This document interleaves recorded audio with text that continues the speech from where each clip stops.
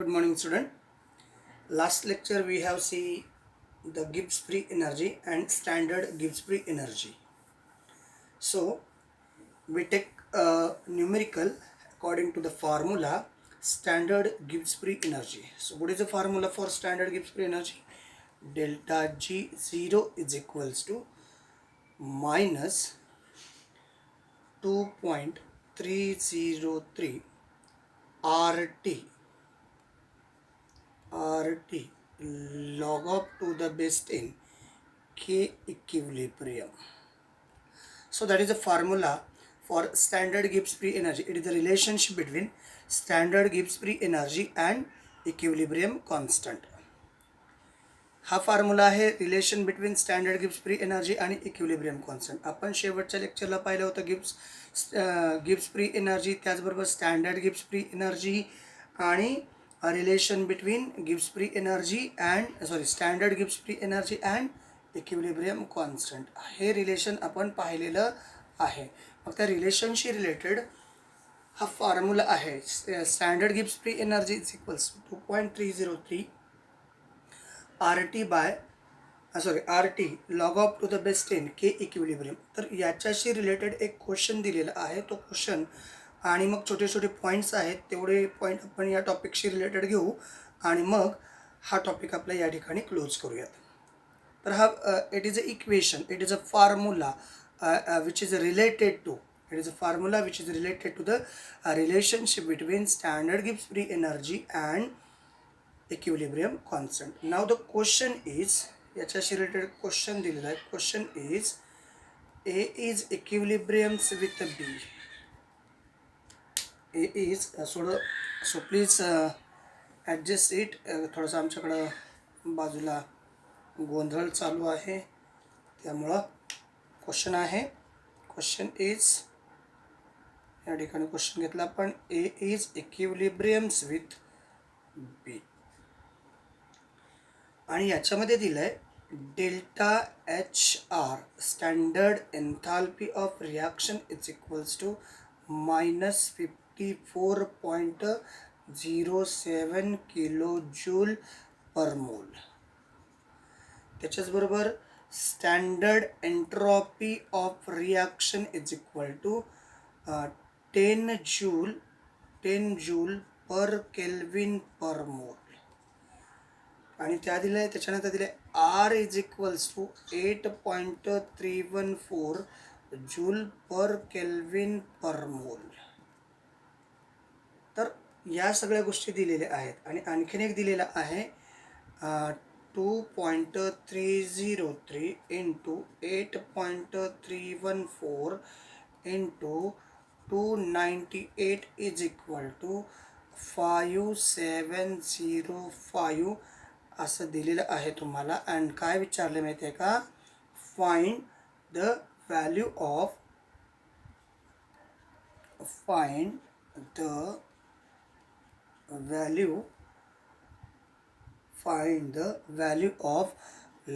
Log of to the base 10 K equilibrium विचारलेलं आहे. आणि ऑप्शन पहिला आहे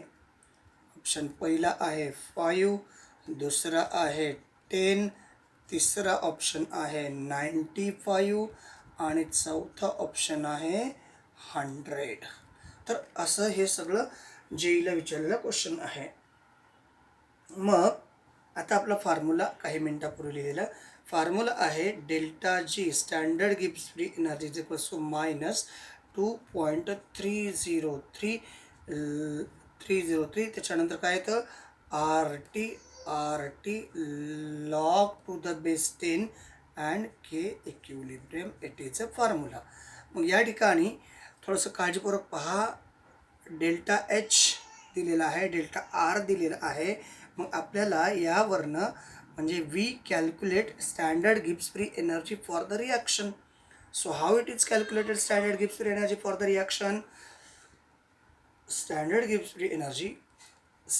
Gibbs free energy of reaction is equals to standard enthalpy of reaction minus T standard entropy of reaction. हा formula आपण directly use करू शकतो, कारण आपल्याला या ठिकाणी we are gives standard entropy, standard enthalpy. So basically this term is converted, kilojoule is converted into joule. So that time 54070 असं याचं जूलमध्ये आन्सर येईल, जूल पर मोल असं त्याचा आन्सर येईल. मग या व्हॅल्यू पुट करूयात आपण, या इक्वेशनमध्ये आपण या व्हॅल्यू पुटअप करूयात. Standard gives free energy of reaction is equal, standard enthalpy किती आहे 54070 मायनस या ठिकाणी काय येईल, हे पण मायनस आहे, इट इज अ मायनस, हे पण मायनस. आणि मग टेम्परेचर, आता या इक्वेशनमध्ये किंवा या न्यूमेरिकल्समध्ये आपल्याला टेम्परेचर दिलेलं नाही, but all these reaction is carried out in a all condition in this reaction which is standard, that is standard condition. Therefore standard temperature is 298 Kelvin. So we write this value 298 into standard entropy of reaction. Standard entropy of reaction how much, या ठिकाणी 10 joule per mole per Kelvin. Now this multiply standard Gibbs free energy of reaction is equal to minus 54070 minus 2980. So the answer is standard Gibbs free energy of the reaction is equals to, answer is minus 540 आणि या ठिकाणी 50.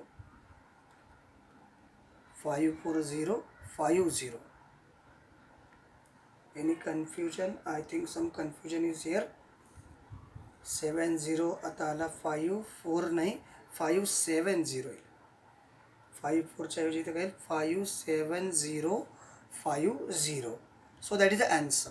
बघा वाटलं असतं तसं येते का, 54070, दोघांचं साईन सेम आहे, मायनस, हे पण मायनस मायनस प्लस, इथं कायला 2980, या ठिकाणी 0, 8 आणि 7 15ला 5 हातचा 1, 9 1 10ला 0 हातचा 1, या ठिकाणी 4 आणि 3 7 आणि हे 57050.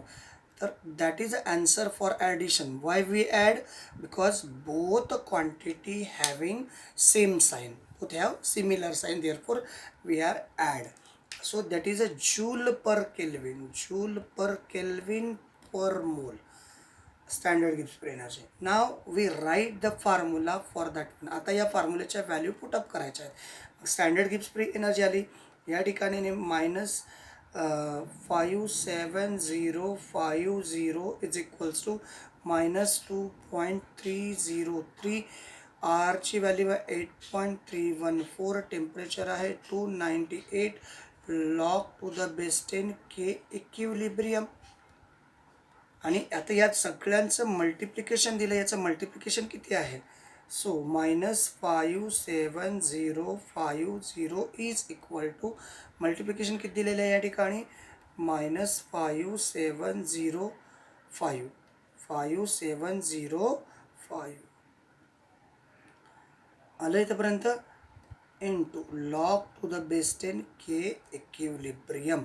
आणि मग हा इकडं डिवाइडमध्ये हे मायनस मायनस इकडं प्लस होईल, मायनस मायनस प्लस होईल.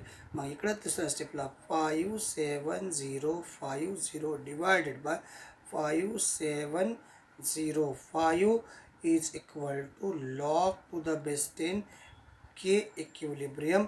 आणि 570 कॅन्सल.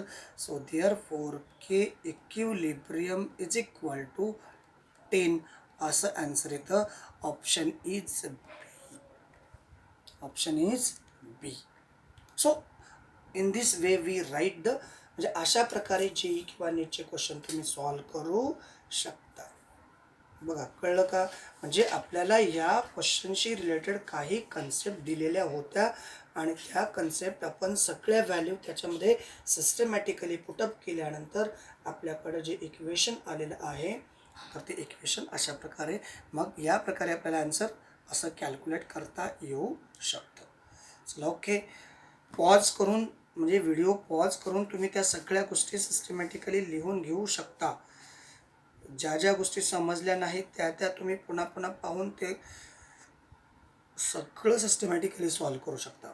आता अगदी काही कन्सेप्ट तुम्हाला झालेले आहेत, काही कन्सेप्ट झालेल्या नाहीत, काही एन सी आर टीच्या बेसवरती आहेत, तर त्या आपण घेऊ आणि हा टॉपिक टोटली फिनिश करू आणि मग नेक्स्ट टॉपिककडं आपण जाणार आहोत. ओके, नेक्स्ट टॉपिककडं आपण याच्यानंतर पोचणार आहोत.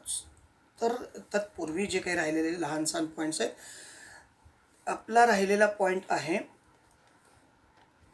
काय काय राहिले पहा. आपलं म्हणजे तसं स्टेट बोर्डशी रिलेटेड कुठलीही गोष्ट राहिलेली नाही, स्टेट बोर्डशी रिलेटेड कुठलीही गोष्ट राहिलेली नाही, पण एन सी आर टीच्या बेसवरती, सी बी एस सीच्या बेसवरती एक छोटासा कन्सेप्ट बाकी आहे. तो एक 5-10 मिनिटाचा कन्सेप्ट आहे. आता सेकंड लॉ तुम्हाला माहिती आहे. Second law of thermodynamics. Second law of thermodynamics काय आहे? Entropy of universe is ever increasing.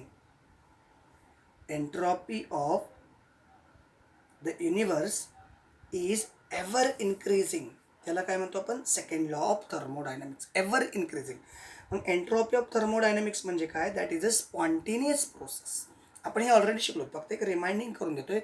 म्हणजे जी रिॲक्शन स्पॉन्टेनियस असते, एंट्रॉपीच्या बेसवरती कोणती रिॲक्शन स्पॉन्टेनियस असते? ज्या प्रोसेसचा, ज्या सिस्टीमचा, ज्या रिॲक्शनचा एंट्रॉपी ग्रेटर दॅन 0 आहे, तर ती रिॲक्शन स्पॉन्टेनियस असते. मग एंट्रॉपी कुणाची? टोटल एंट्रॉपी ही delta S total greater than 0, म्हणजे युनिवर्सची एंट्रॉपी ऑलवेज ग्रेटर असते.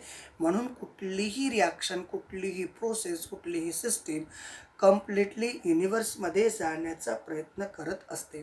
मग इनडायरेक्टली आपण असं म्हणू शकतो, टोटल एंट्रॉपी म्हणजे काय?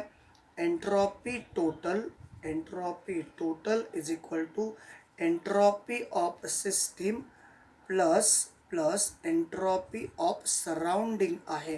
म्हणजे इनडायरेक्टली जर एंट्रॉपी टोटल ग्रेटर दॅन 0 असेल, तर entropy of system plus entropy of surrounding is greater than 0.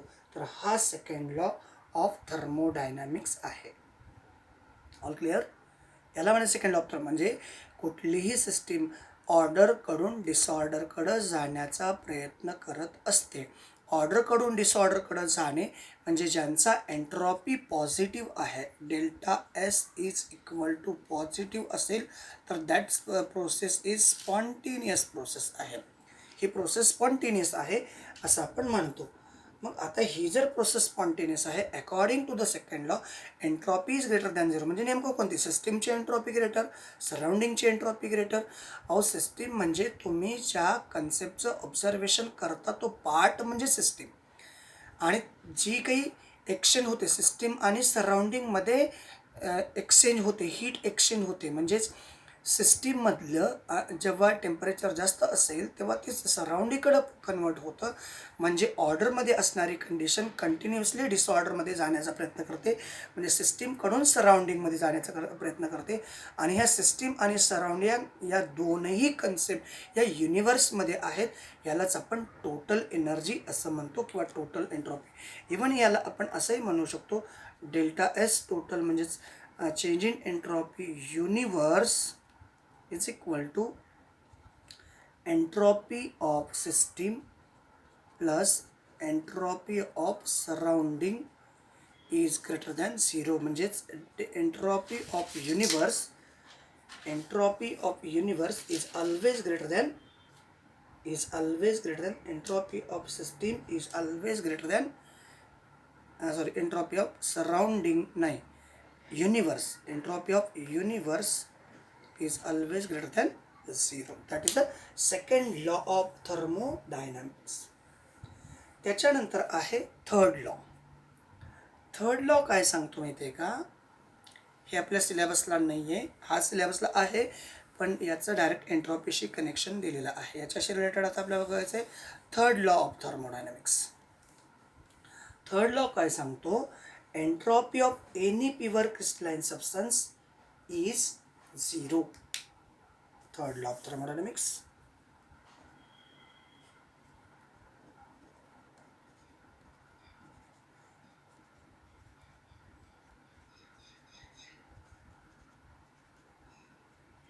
Third law of thermodynamics, entropy of any pure crystalline substance, the entropy of any pure crystalline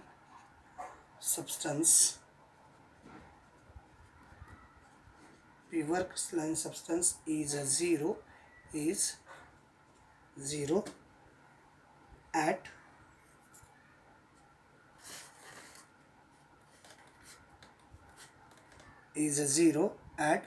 absolute zero temperature. is absolute zero temperature. मग आता या ठिकाणी काय आहे, जेव्हा एखादी सिस्टीमची entropy pure crystalline सबस्टन्सची एंट्रॉपी झिरो टेम्परेचर म्हणजे ऑर्डर फॉर्ममध्ये असते, जेव्हा टेम्परेचर झिरो असतं तेव्हा, म्हणजे एंट्रॉपी ही डायरेक्टली प्रपोर्शनल टू टेम्परेचर आहे.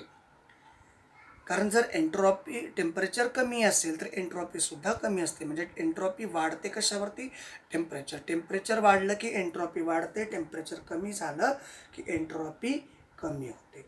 मग आता आपल्याला काय सांगितलं, झिरो सबस्टन्सची एंट्रॉपी काय आहे. मग ॲब्सोल्यूट झिरो म्हणजे काय, ॲब्सोल्यूट झिरो म्हणजे टेम्परेचर, ॲब्सोल्यूट झिरो म्हणजे 0 केल्विन. ॲब्सोल्यूट झिरो म्हणजे 0 केल्विन. आणि हे केल्विनचं कन्वर्शन आपण कसं करतो, टेम्परेचर केल्विनमध्ये कन्वर्ट कसं करतो, टेम्परेचर केल्विनमध्ये कन्वर्ट करतो 273 प्लस जे काही डिग्री सेल्सिअसमध्ये असणारं टेम्परेचर आपण ॲड करतो. आता टेम्परेचर किती केल्विनमध्ये आहे, 0 केल्विनमध्ये. तर याचा आन्सर आपण या ठिकाणी जर ठेवलं तर या ठिकाणी 273 plus temperature in degree Celsius. याला जर इकडे घेतलं temperature in degree Celsius is equals to -273 degree Celsius. म्हणजे हा सबस्टन्स, कुठलाही प्युअर क्रिस्टलाइन सबस्टन्स पर्टिक्युलर टेम्परेचरला म्हणजे ह्या टेम्परेचरला ऑर्डर फॉर्ममध्ये असतो. याच्यापेक्षा टेम्परेचर वाढायला लागला की तो डिसऑर्डर फॉर्ममध्ये येतो. म्हणजे कुठल्याही entropy of any pure crystalline substance he zero असते. एंट्रॉपी ही झिरो असते कुठल्याही प्युअर क्रिस्टलाइन सबस्टन्सची कधी पण, जेव्हा त्याचं टेम्परेचर झिरो असतं तेव्हा त्याची एंट्रॉपी झिरो असते. हा झाला थर्ड लॉ. आणि आणखीन एक कन्सेप्ट एन सी आर टीमध्ये एक याच्यावरती क्वेश्चन पाहिलेला मिळाला नाही नीटला किंवा जेईला, पण याच्यामध्ये आणखीन एक पॉईंट एन सी आर टीच्या बुक्समध्ये पाहण्यात आलेला आहे, तो आहे zeroth law of thermodynamic. Zeroth law of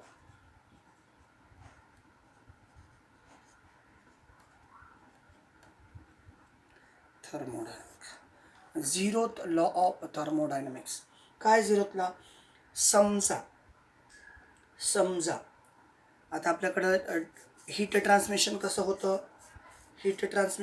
होतं, तर जेव्हा एखादा हॉट सबस्टन्स कोल्ड सबस्टन्सच्या कॉन्टॅक्टमध्ये आल्यानंतर हॉट सबस्टन्स लॉस करतो, तर कोल्ड सबस्टन्स ह्या हीट गेन करतो. कधीपर्यंत गेन करतो, जेव्हा त्या दोघांचं टेम्परेचर इक्वल होत नाही तोपर्यंत ते टेम्परेचर गेन करत असतो. हा सांगणारा म्हणजे if a substance is hot, a hot substance, if a hot substance is in contact with cold substance, that time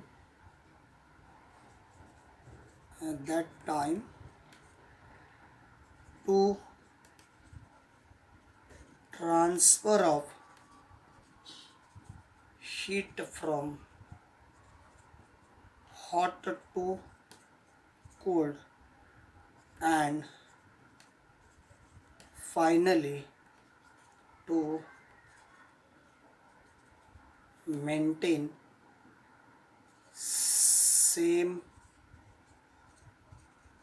amount of heat in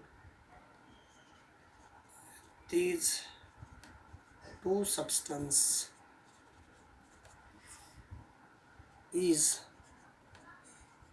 zero law of thermodynamics.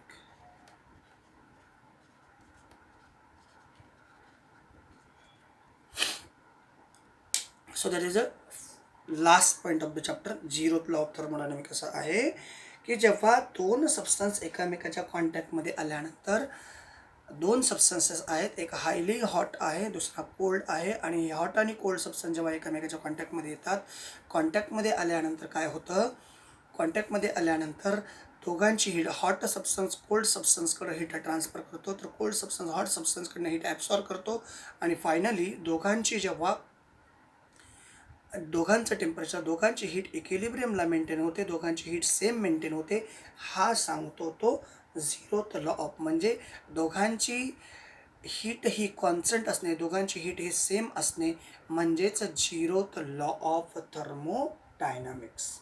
All clear? तर अशा प्रकारे हा topic या ठिकाणी संपतो.